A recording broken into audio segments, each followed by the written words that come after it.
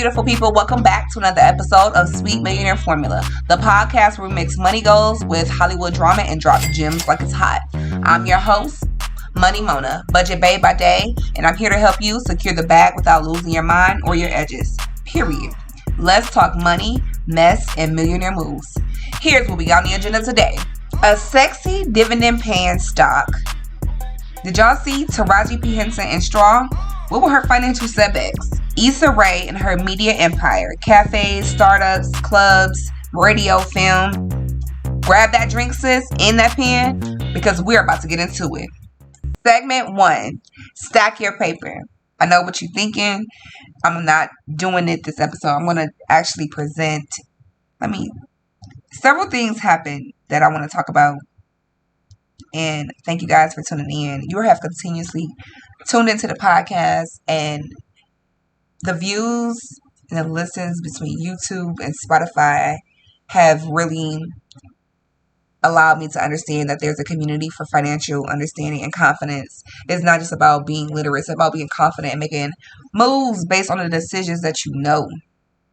And I would strive for this podcast to be a good dang on example of the intent behind how powerful it is to have your financial sense organized and automatic and in dividend growing stocks. And so I know we're going to talk about a couple things.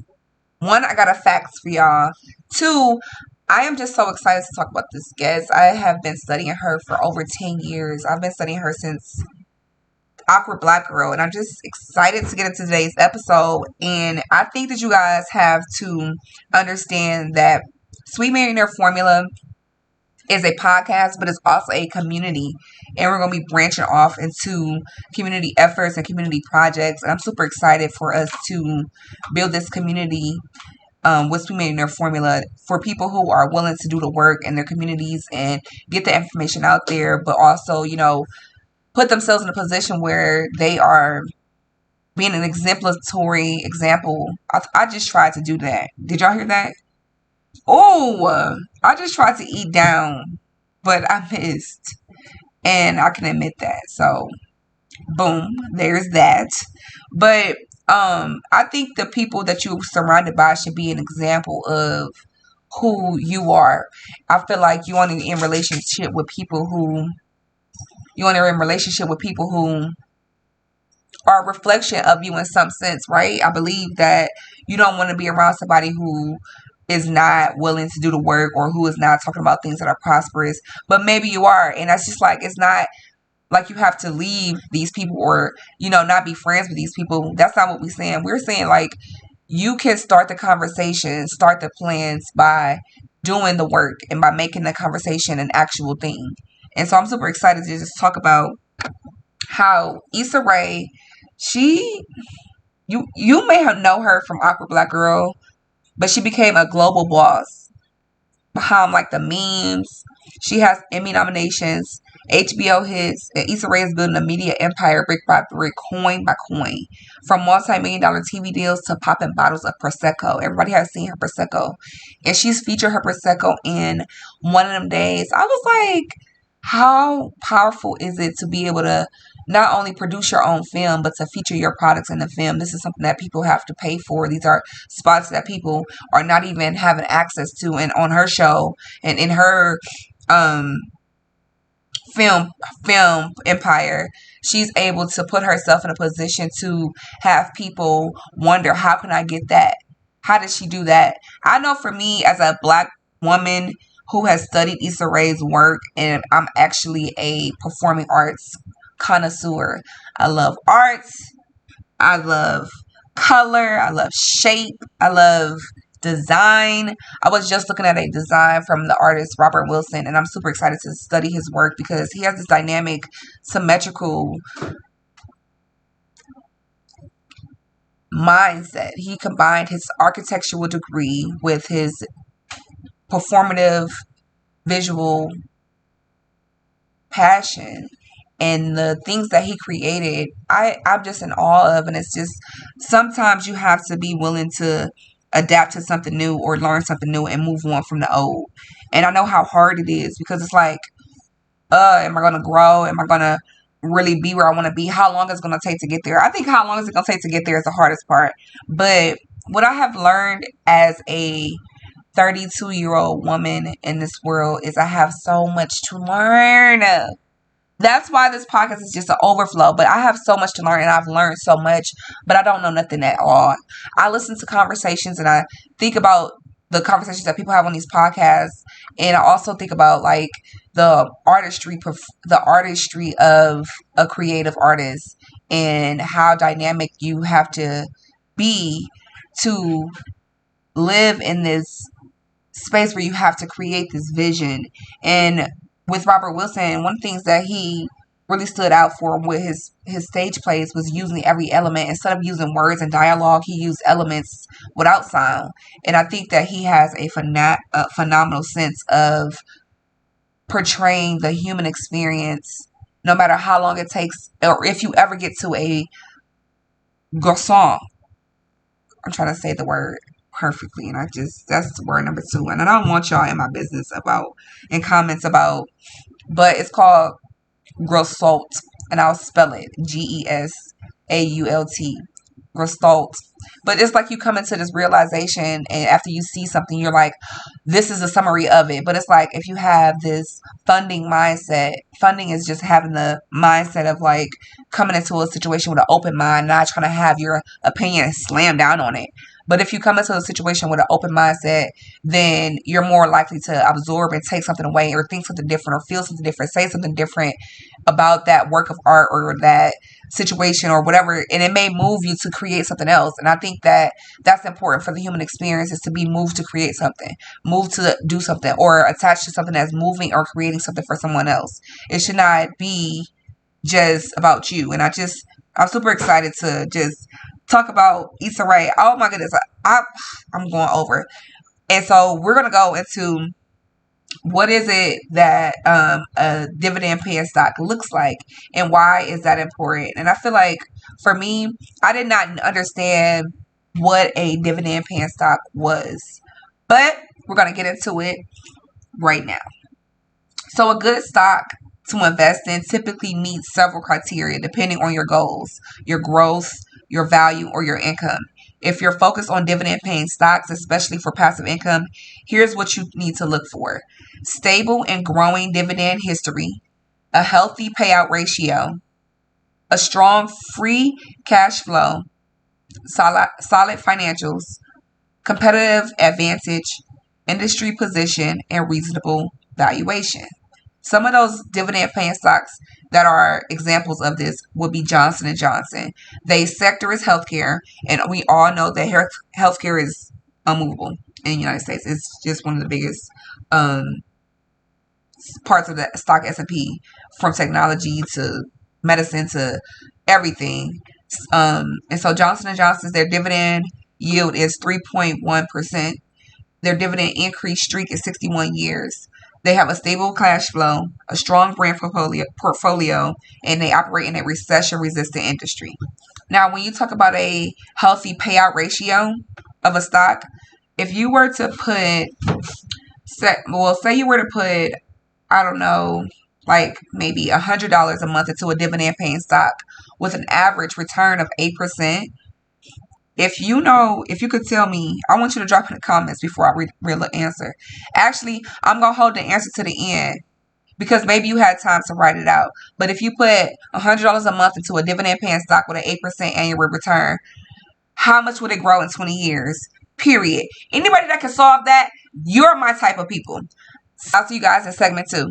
Segment 2, spill the wealth. So reportedly, Tyler Perry is the man who made the most millionaires in Hollywood. He's made the most millionaires in Hollywood. At BET Awards 2025, he said that I have made more millionaires than all of this city and all of Hollywood. Period. As he should. Stand on business about yours. But it was reported that Tyler Perry paid Megan Good $5 million for her role in Divorce in the Black. In Divorce in the Black, I did not know that Megan Good could carry a movie. I've seen her in like Waist Deep, and Waist Deep was good. I've seen her in Harlem. All of the good like roles. Even Harlem was really good for me. But to see her in that was really good. I was so proud of her. I was just like, I think I watched that movie probably like, I don't know. Can I say how many times? Like, y'all gonna say how many times y'all watched it? Oh, okay then. But it's well worth it. He paid her $5 million for the role, and he paid Taraji P. Henson $8 million for her role in Straw. And I cannot believe that this is the first time that actors of Taraji P. Henson's caliber are getting cut checks by Tyler Perry for $8 million. I thought that Taraji P. Henson got checks like $10 million, $15 million on roles that she do, and I just don't imagine anything less. I will get back to y'all, or I'm gonna get back to myself on that, but I don't know. I just couldn't imagine that Hollywood was not paying Taraji P. Henson for her magnificent role. She's been in Despicable Me. She's been in like every major movie I've ever watched that I could think of. She's been in, and she's done a phenomenal job. So, not y'all, did y'all hear me name one movie that she was? I really wanted to go a little further with her movies. But I know that I've watched her. I know that I've heard her voice on multiple movies that I've watched, or I've seen her in multiple roles. But I don't know if I've ever seen her carry movies until I've seen her in The Straw. And I just think that, first of all, Straw was that was my life. Like, before I came to the DMV, you get a 6-figure job, you get $100,000 job without a degree here. I mean, it just depends on how you're willing to maneuver, how you're willing to finesse what you're good at. And I don't think that nobody should be sitting on the sidelines waiting for a hand in to get into the game. If you have something that's going to take you to the next level, or whether you think so or not, get on TikTok. Baby, there are people on there from all walks of life who are doing things that excite their audience, who are niched down. They have a specific thing that they're showcasing, or whatever it may be. But it's like, you got to pick something and go ahead and go on with it and develop it, take care of it, nourish it. Can I say this? Put an LLC on that thing. No, for real. Put an LLC on it. Put the money behind it. Make it quadruple. Hire people.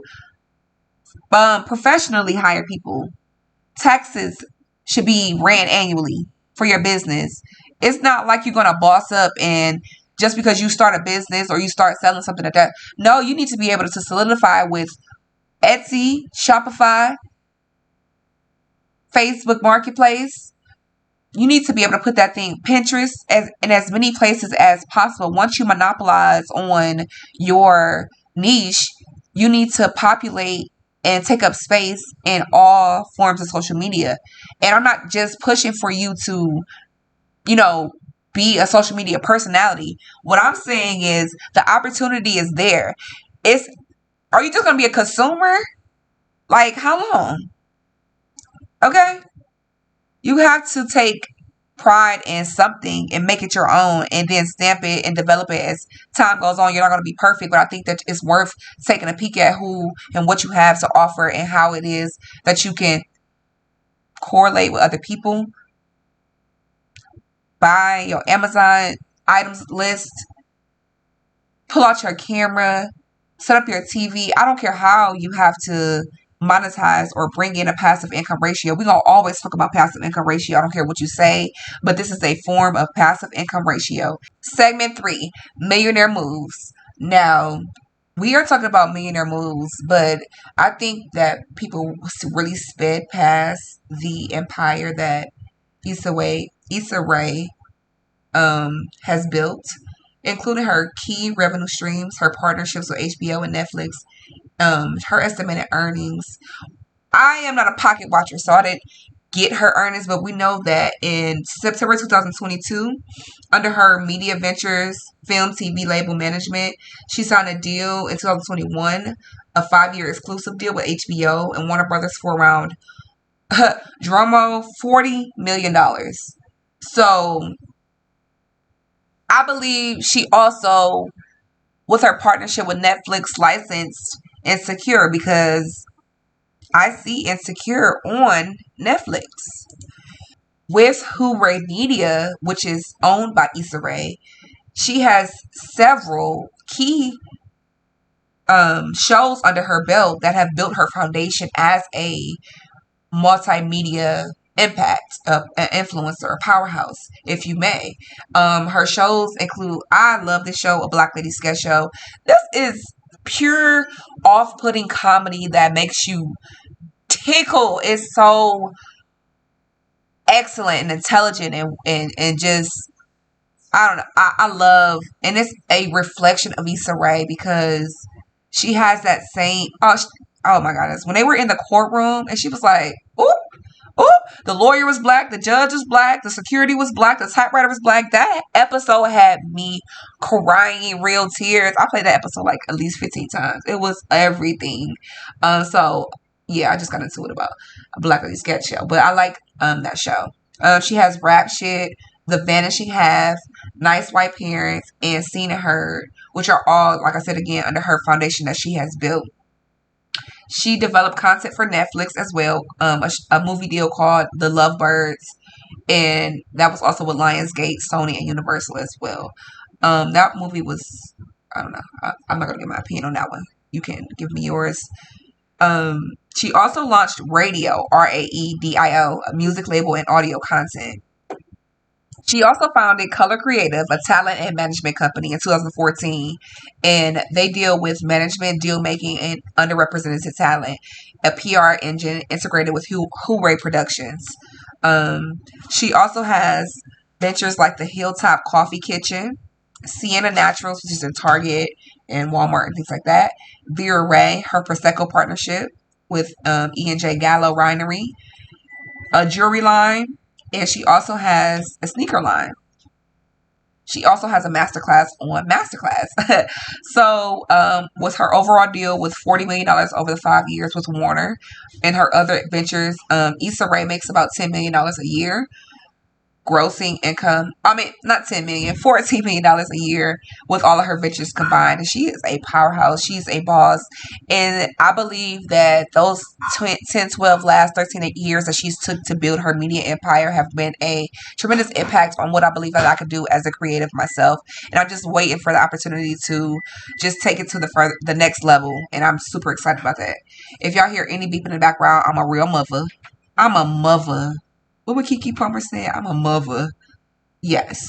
But yeah, so her collaborative deals are all like multi-million dollar deals, and she has just taken her opportunities to the next level. What I really enjoy about some of her ventures is that with Hooray Media, Radio, Color Collective, Hilltop Coffee, Sienna's, Hilltop Coffee, she has equity in regional chains.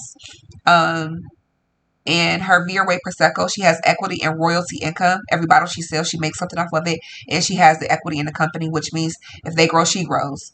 If she grows, they grow. And vice versa. Having that equity in the company means that she can't be necessarily bought out, but she's actually a part of the growing of that company.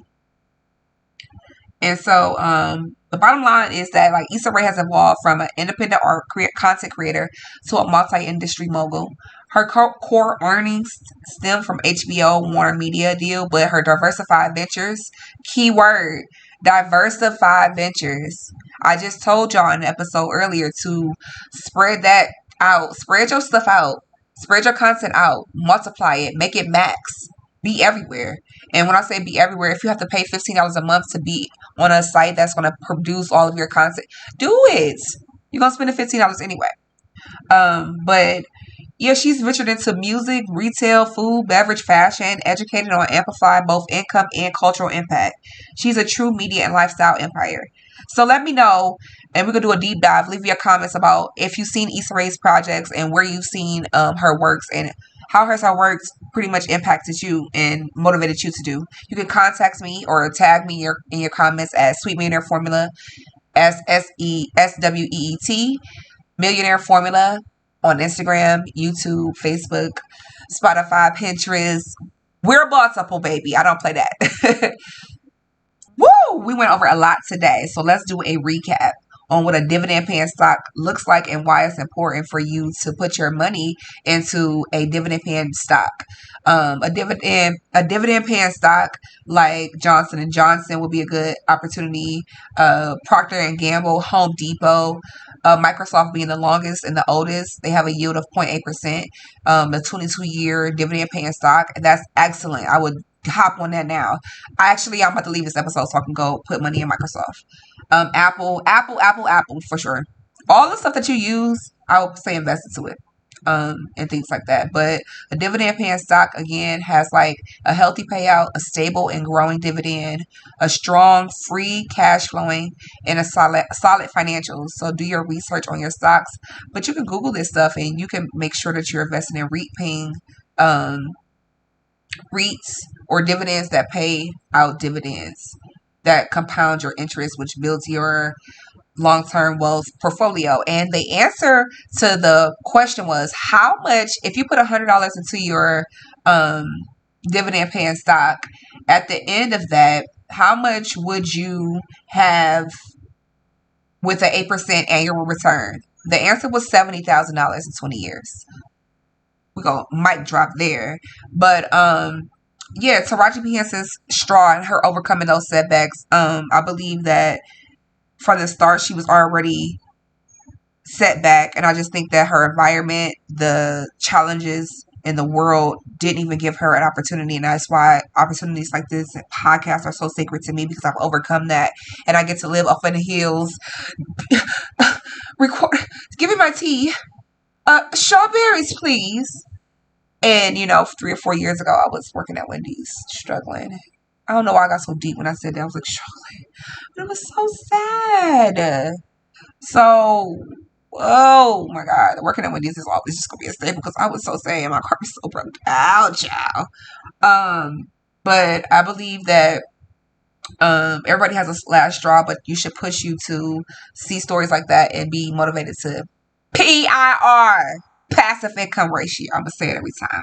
The media company, the media mogul herself, Issa Rae, is a multi-industry mogul, and she has built and diversified her income between cafes, startups, medias, and radio and film. And I believe that her example is something that I can look up forward to. And even though it may take me 10, 15, 20 years to build, it's worth having a foundation and diversifying my content and my talents. For as much as I have, I believe that it's due to me and my family to have a $50 million empire. Make sure that you like, comment, and subscribe. If you're here now, follow us right now. Hit that follow button. Share this podcast with your friend, your mama. Tag them. Make sure everybody is up on the Sweet Millionaire Formula podcast. And tag me on your posts, your comments at Sweet Millionaire Formula. Until then, stack it, save it, and protect your peace in your pockets.